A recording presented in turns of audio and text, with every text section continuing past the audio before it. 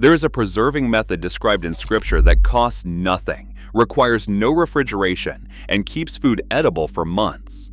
Families in ancient Judea packed vegetables in salt from the Dead Sea, layered them in clay jars, and stored them through brutal summers exceeding 110 degrees. When archaeologists opened sealed storage vessels from biblical-era sites, they found preserved content still intact after 2,000 years. The process is lactofermentation, and when food scientists tested it against modern canning and freezing methods, they found it not only preserved the food, but increased its nutritional value by generating beneficial bacteria that aid digestion. The average American household spends over $200 per year on refrigeration energy costs alone, not counting the $800 to $1,500 replacement cost every 10 to 15 years. Biblical families spent nothing, and their food stayed good indefinitely.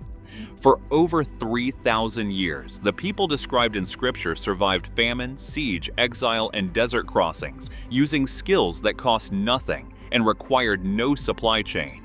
They were operationally self-sufficient in ways that would embarrass most modern households. Number 3 on this list is a heating method that kept a stone house warm through winter, using less fuel than a single tank of propane. Number 1 is a complete system that made a biblical household independent of every external resource we now consider essential. These methods were not lost because they stopped working. They were lost because entire industries needed you to forget them. Hit subscribe, because what you are about to learn is documented biblical and historical fact, and every method still works today. Let us count down. Number 10. Seed saving. In ancient Israel, every family saved seeds from their best crops at the end of every harvest. A mother would dry seeds from the strongest wheat stalks, the sweetest melons, the most productive bean plants, and store them in clay vessels sealed with beeswax. These seeds cost nothing, and they carried genetic adaptation from hundreds of generations. Your great-grandmother did the same thing. She kept envelopes of seeds in her kitchen and replanted them every spring. In 1980, the U.S. Plant Variety Protection Act made it illegal to save and replant seeds from patented crop varieties. Monsanto, Bayer, and Syngenta now control over 60% of the global seed market. The stated reason was intellectual property protection. The actual effect was forcing farmers and gardeners to buy new seeds every single year. Open-pollinated heirloom seeds are still legal and available from dozens of suppliers online. A packet costs about $3 and will produce enough plants to feed a family for a season and enough seeds to replant for the next 20 years. The average American spends $40 per year on hybrid seeds that cannot be saved. Your ancestors spent nothing and never ran out. Number 9. Rainwater harvesting. Biblical families collected every drop of rainwater that fell on their roofs. Clay gutters channeled water into underground cisterns carved from limestone or into above-ground storage jars. A single rainstorm could fill a cistern large enough to supply a family for months. The system required no pump, no filter, no ongoing cost. Rainwater is naturally soft, free of chlorine and fluoride. In the 1990s, several Western states passed laws restricting or banning rainwater collection, claiming it interfered with downstream water rights held by agricultural corporations and municipalities. Colorado did not fully legalize residential rainwater harvesting until 2016. The laws were lobbied for by entities that profit when you stay dependent on metered water. On your own property, for household use, rainwater collection is now legal in most states, with varying restrictions. A basic system can be assembled for under $100 using food-grade barrels and simple diverters. The average household pays between $40 and $70 per month for municipal water. Your great-grandparents paid nothing. Families in biblical Judea saved every scrap of fat from butchered sheep and cattle. They melted it slowly over low heat, strained it into clay vessels, and it solidified into shelf-stable fat that required no refrigeration and kept for over a year. Tallow was used for cooking, making soap, waterproofing leather, and fuel in oil lamps. It cost nothing.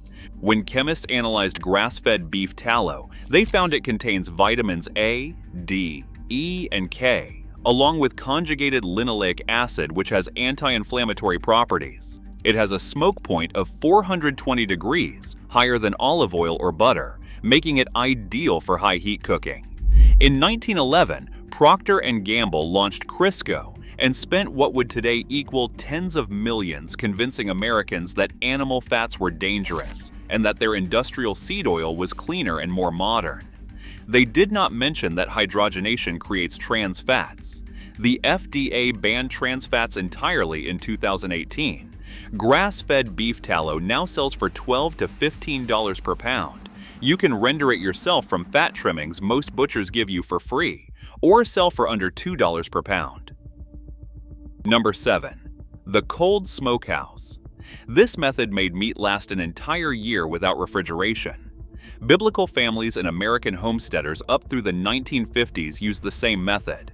Salt-cured meat hung from iron hooks in a small stone or wood chamber, where low-temperature smoke from smoldering hardwood coals circulated constantly for weeks. Cold smoking at temperatures below 90 degrees Fahrenheit preserved meat through dehydration, salt penetration, and deposition of antimicrobial phenolic compounds from wood smoke directly into the flesh. Meat treated this way could hang at room temperature for 12 months without spoiling. The process requires no electricity, no chemicals, and no refrigeration. Building codes adopted in most counties during the 1970s and 1980s began requiring permits for permanent outdoor structures and restricting open burning practices, ostensibly for fire safety. Enforcement targeted small rural producers, while industrial facilities operated under separate federal guidelines.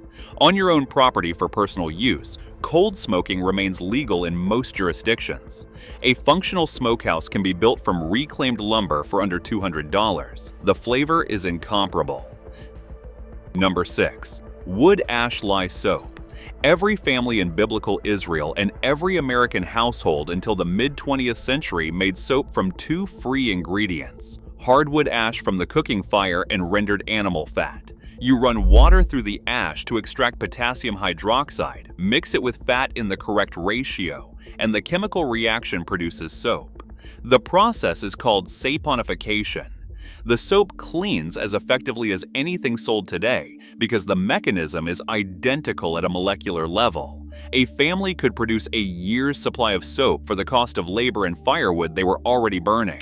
In the early 1900s, Procter & Gamble, Lever Brothers, and Colgate began mass-producing soap using synthetic detergents and launched campaigns portraying homemade soap as unsanitary and old-fashioned.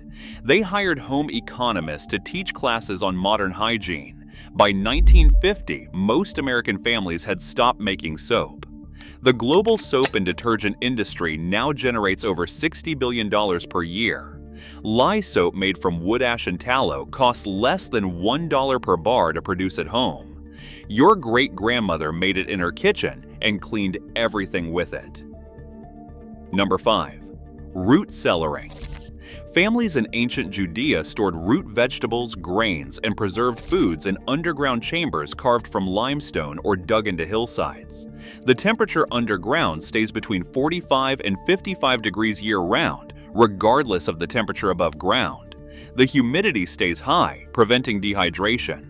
Potatoes, carrots, onions, beets, apples, and cabbage stored this way stay fresh for months without refrigeration, without electricity, without ongoing cost. Your great-grandparents used the same system. Every farmhouse had a root cellar.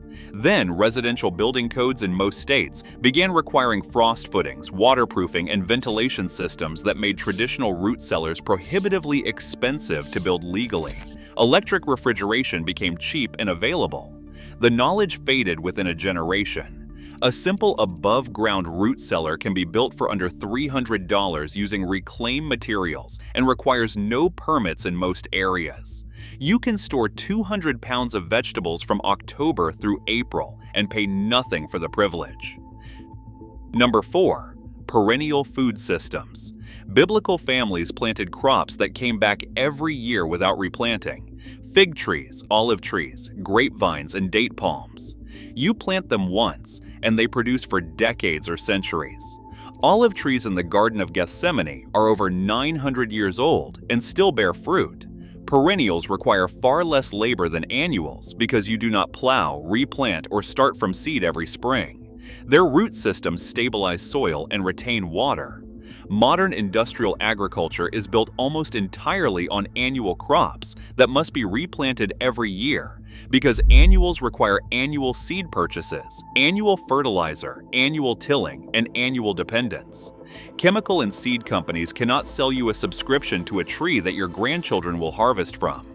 Perennial food systems were not banned. They were simply displaced by subsidies and agricultural policy favoring annual monocultures. Bare root fruit and nut trees cost between $20 and $50, and they will produce thousands of dollars worth of food over their lifespan. Your ancestors understood that wealth is not what you buy, it is what produces. Number 3. The thermal mass rocket stove. This is the heating method that kept stone homes in ancient Judea warm all winter on a fraction of the fuel a modern furnace burns. The principle is simple and brilliant. You burn a small, very hot fire in an insulated combustion chamber. The heat and exhaust gases flow through a long thermal mass bench or wall made of stone or clay before exiting through a chimney. The mass absorbs the heat and radiates it slowly into the room for hours after the fire dies. A rocket mass heater burns so efficiently it produces almost no smoke and uses 70 to 90% less wood than an open fireplace or a conventional stove. Families in ancient Israel did not call it a rocket stove, but archaeological remains show the same design: long stone benches with flue channels running underneath. In the mid-20th century, building codes began requiring UL-listed and EPA-certified heating appliances. Because rocket mass heaters are site-built and custom, they do not qualify. The stated reason is safety and emissions. The actual effect is to force homeowners to buy factory-manufactured stoves that cost thousands and burn far more fuel. In many rural areas, rocket mass heaters are still quietly built and used. The performance is extraordinary. The cost is a few $100s in materials. The fuel savings over a winter can exceed $1,000. Number 2. The clay pot refrigerator. In the deserts of ancient Mesopotamia and North Africa, families kept food cold using 2 unglazed clay pots, sand, and water. Place a smaller pot inside a larger one, fill the gap with wet sand, and cover the top with a damp cloth.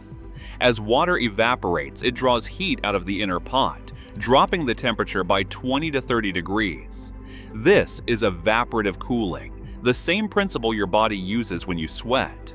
Food stored inside stays cool and fresh for days, even in temperatures over 100 degrees. The system costs about $10, requires no electricity, and works indefinitely as long as you add water every day or two. When engineers tested it in field conditions in sub-Saharan Africa, they found it extended vegetable shelf life by up to 10 times compared to ambient temperature. The modern refrigerator costs between $800 and $2,000, uses roughly 150 kilowatt hours per month, and lasts 10 to 15 years before requiring expensive repair or replacement. Families in biblical climates used evaporative cooling for over 4,000 years. Your generation pays hundreds per year for the same result. Number 1. Complete sovereignty. This is not a single trick. This is the meaning behind every trick on this list. A biblical household did not buy water, it collected rain. It did not buy refrigeration. It stored food in cool underground chambers and clay pot coolers. It did not buy heat. It burned wood in thermal mass systems. It did not buy soap. It made soap from ash and fat. It did not buy seeds every year. It saved seeds. It did not buy new clothes. It wove and mended them. The household was a production unit, not a consumption unit. Every need was met by knowledge, skill, and the resources immediately available. That system was not dismantled because it stopped working. It was dismantled because sovereign households do not generate profit for distant corporations. You cannot sell a water bill to someone who collects rain. You cannot sell a heating bill to someone who burns wood they cut themselves.